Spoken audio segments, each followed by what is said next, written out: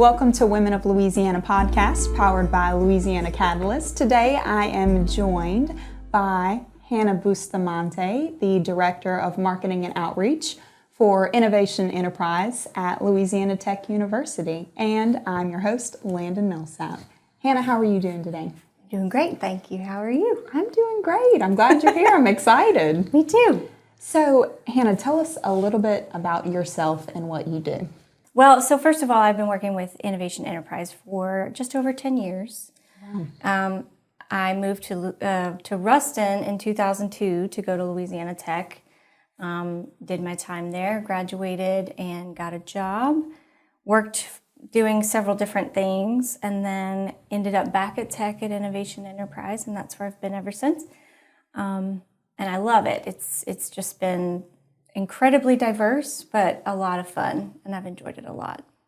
I was about to say, as a fellow Louisiana Tech graduate, I can definitely understand the fun part. So I wanted to know, I'm kind of curious, what led you to pursue higher education as a career path? I wouldn't say that I pursued higher education as a career path, actually, to be honest. Or at least I didn't know that that was going to be a pursuit. I think I've always pursued joy in what I do. And that's been what has made my decisions for me in all of the jobs that I've taken, outside of necessity, obviously.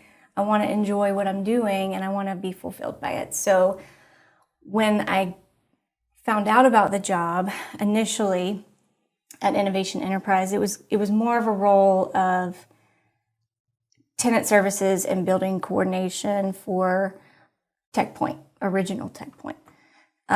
With also another part of the job was running a gallery and an art outreach program for elementary kids.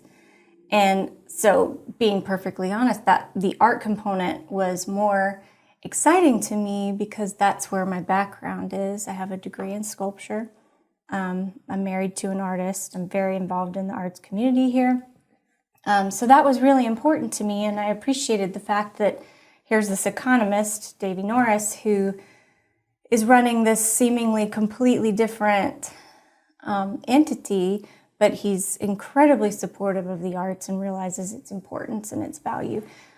So I thought he will probably be an interesting person to work for, and that has definitely been the case. So throughout my time, my job has changed just based off the fact that the things that we do have changed. And COVID, unfortunately, ended our time having a gallery space and also the art outreach program that we were doing. But the work that I'm doing now still fulfills a lot of that pursuit of joy, I guess, in that I get to be very creative. I get to explore a lot of things and meet new people, and I work with a group of people that are really supportive of the arts as well. So it's a lot of fun. I have to say, I definitely admire your answer because a lot of people, I feel like, do things out of necessity or survival, and not like that's a bad thing. Your answer was just very refreshing and inspiring because, I want to, pursue joy and, something I'm passionate about. And I can definitely see that your role is something that you're passionate about, and that definitely shines through. Well, thank you. You're welcome. So regarding Tech Point and Innovation Enterprise, what role do these objectives play in Louisiana Tech's ecosystem? So like an ecosystem, every ecosystem has like micro ecosystems within it, It's all just like this big living, breathing thing that has to work together, like the human body. Every single part has to work or none of it really works well, Right. And the Innovation Enterprise is unique for a lot of reasons. Most institutions of higher education don't have a division that's like ours, in that it's not an academic division. So we don't have a dean. We don't have courses that we teach directly underneath us. Some of our team will teach a class here and there, but it's for other colleges. So What we do is we serve to enhance the student experience in their entrepreneurial endeavors and pursuits and their ventures. We also serve as a connection point between outside entities, private companies, and the university, whether that's research and development or partnership with the university on a corporate level, workforce development, internships, you name it. It's across the board.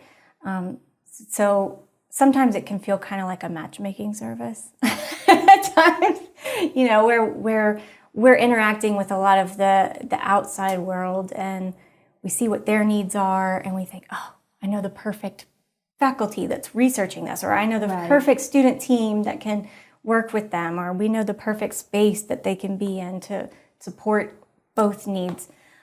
So in that sense, that's kind of how we support the ecosystem, is by feeding student and external partnerships. That's incredible. And, I know we've already touched a bit upon the impact that Innovation Enterprise has had on the ecosystem, and more specifically, what specific impacts can you think of that Innovation Enterprise has had on not only tech students, but also entrepreneurs in the Ruston area in this region? Yeah, so for a long time, we've had different support systems and resources within the Innovation Enterprise. One primary example is Kathy Wyatt. She's a phenomenal person, Yes. and just a walking resource in all things entrepreneurship. But she runs our Technology Business Development Center, which is a lot of direct service to business. She helps not just student ventures, which we actually have a student, it's a new position, so forgive me, it's got its own title now. So there is a dedicated person for fostering our student entrepreneurship ecosystem. But Kathy's sort of playing both roles right now. But she supports a lot of new and emerging small business, gets them involved in SBDCs, and I think she's working on small emerging business development funding sources right now. And she's just really dedicated to fostering all of those things. And she works with, if there is a student who starts a venture as a freshman, she sticks with them well outside of their college experience. Like, for example, World Envision. Definitely. She's been with them since they were a tiny baby, concept, and now look at what they're doing. And she's still very, very involved in making sure that they have what they need and that they stay supported. So, so we do a lot to just maintain those relationships and support things outside of just the student experience. That's incredible, especially, like we've mentioned, not only for tech students, but also entrepreneurs in the area. Mm-hmm. And specifically with Miss Kathy, I've had connections with her and talks with her, and she's incredible. And World Envision, I'm glad you brought them up. They were actually, so I have High Tide Rise, which is a video production and marketing company. And they were actually one of my first clients that I ever had. I bet that was fun. It was incredible. So, and we still work with them on different ventures, but they're great. And it's really very cool to know, like, hey, let's trace these roots back, and Louisiana Tech fostered them. And I'm a graduate of Louisiana Tech. I graduated with a finance degree. Now I am in marketing, but every now and then I put my finance hat back on, to review everything when it comes to the business. But sculpture degree, I get it. I was about to say, I love the fact that you support the arts as well. That's, I'm a writer and a singer, so I appreciate those artists. So I wanted to ask, what kind of companies are a part of Tech Point? Yeah, so we have a lot. It just really, it varies greatly. So we have everything from, government contract companies that do classified research, all the way to finance with Business Alliance Financial Solutions. And Radiance Technologies is our big sort of, I call them the secret squirrel, but you're not really going to know what they do, but you might know a little bit about what they do. And we have, civil engineering group that has an office space over at Rawl. We've got this person who started their venture at Tech, who's kind of grown up through the system also, who's now got pretty substantial work, even contract work with the government, doing augmented reality teaching. Oh, wow. So he's able to do training and teaching using VR, and that cuts the costs down on, building large-scale models that, it costs a ton of money to do that. Right. And then we have a group, Fenway Group, that at one point pre-COVID was our largest student employer, and could very well be again, longtime partner. And they contract with other companies to bring a lot of the offshore work back onshore. And they use students partway through their educational experience to get real client work and experience before they graduated, up to about 18 months to 2 years. So when they graduate, they're usually hired by those companies because they've already got the experience that they don't have to go out and try to struggle for the first couple years of their new emerging work life, Definitely. So it's kind of a wide variety of things. We have an AI company over there now that does a lot of really interesting work, working with some medical field contracts right now. So you name it, and it's around. Right. A very diverse selection of companies in Tech Point. Mm-hmm. And shout out to Fenway Group, because the most common complaint that I feel like I hear from people who have just graduated college, you spent all this time in school and studying and you're dedicated, and then you graduate and, hey, I have this degree, here's my resume. Well, what's your experience? What do you mean, what's my experience? I've been in school my whole life, so that's probably one of the most frustrating parts of graduating and putting all this hard work and dedication into something, and even internships and things like that can help you get that experience under your belt so that you look more palatable to employers. Well, and I didn't mention, I can't mention all of them, I guess. So we have a lot. I think there's like 18 or 19. But Crest Industries, they have some. It's like an umbrella of things. But they've just recently had I want to say like 19 students cycle through their internship programs, and their office at Tech Point allows them to continue their employment while they're in school.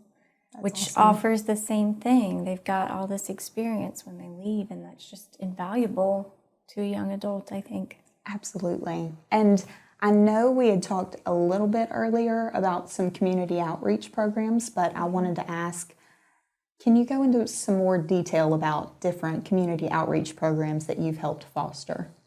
Well, the main one that I've fostered was for fifth graders. Right. But it was really wonderful because it was an art outreach program, but there is a direct tie-in to, I think, entrepreneurship and the importance of what it provided. So my perspective on art education, especially at that age, goes back to my own sort of resource, like things that I pull from still in my professional life, is, you teach peer-to-peer critique, which is, it's a really challenging thing to do at any age. Right. But I'd say it's probably easier at fifth grade than it is as an adult. But it's one of the first things you learn in art school, and it's the thing that I think has helped me the most as just a person navigating life, but also in any career that I've had or job, being able to provide healthy, thoughtful, empathetic, critical feedback to someone else to, be better or be more successful, or accomplish the same goal, as well as receive that feedback. So I crave that feedback. And if I don't get it, I start to feel like, oh, I'm just not doing it right, you know? So I need you to tell me if you're really getting what I'm doing, or if you think it needs to be shifted or improved or whatever. So that program offered a lot of opportunity for that, as well as art history education. I taught them a lot of professional practice, like what it means to be a professional artist, because I think you grow up thinking that it's one way, and there's a lot of professional skill that you need to know and understand before you just say, I want to be. I was that kid in 5th grade, we had a dress up day. Dress up was what you want to be. I wore the beret and the smock, you know, and I had a little painter's palette. I was like, I'm going to be an artist. This is me. This is me. Yes. Yeah. And I did. I was like, I'm dedicated to this. I have chosen this path. And I am. I'm a practicing artist, and not in the sense that I show in galleries, but I still create my own work. It's cathartic for me. It's therapeutic for me. I help judge some art things sometimes. And just knowing what goes into it, how to evaluate your own work, what it means to professionally negotiate contracts with galleries, and what that means. Very important. Yeah. You grow up thinking, I'm just going to make art and sell it. And, you know, if you do that, then great. But you got to know that there's other stuff to it. So, and I guess definitely, for the most part, I've seen if you're creative, most of the time you want to spend your resources, time, and energy creating. Yeah, you don't want to have to worry about the back end and the bookkeeping and and that is why I am very thankful for the business partners that I do have, because I am very analytical and technical at times. However, I pick and choose whenever I need to be those things, because I could just create all day and be in my own little world, and I'm good. I'm happy. Same. And so I really appreciate the fact that, the programs that you're implementing are helping, foster that sense of confidence with creatives and artists of,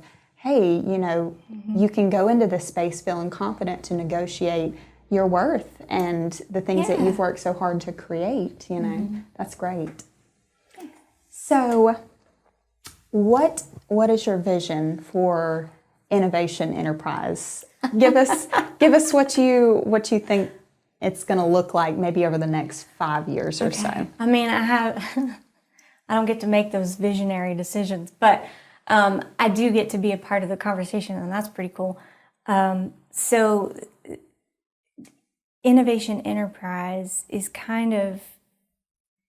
it's at a really, really exciting point, because I think we are finally at the point where things are just really launching.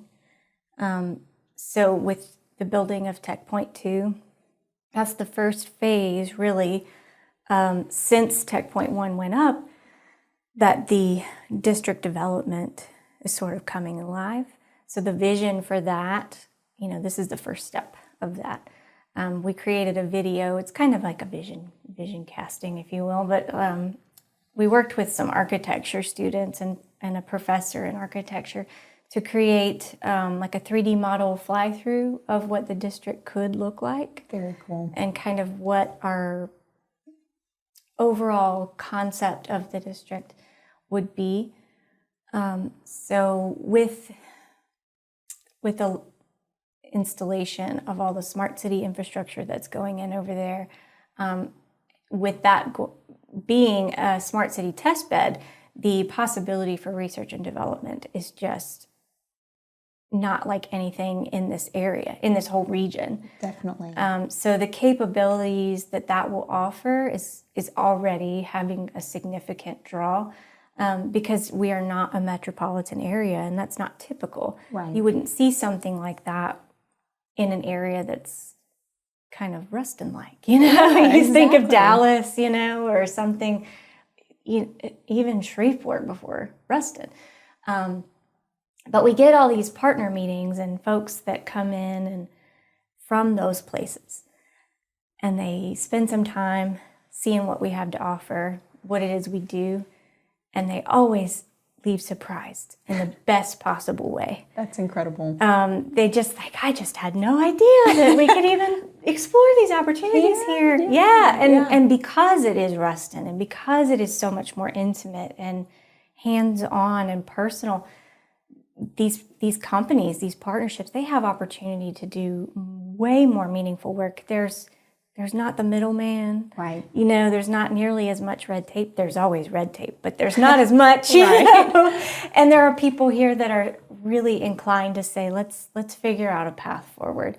And that's not usually how big business works. So that's really exciting to see as part of the vision, and seeing how student opportunities are going to grow from this in terms of their educational pathways moving forward, and just what will be offered to them and their future.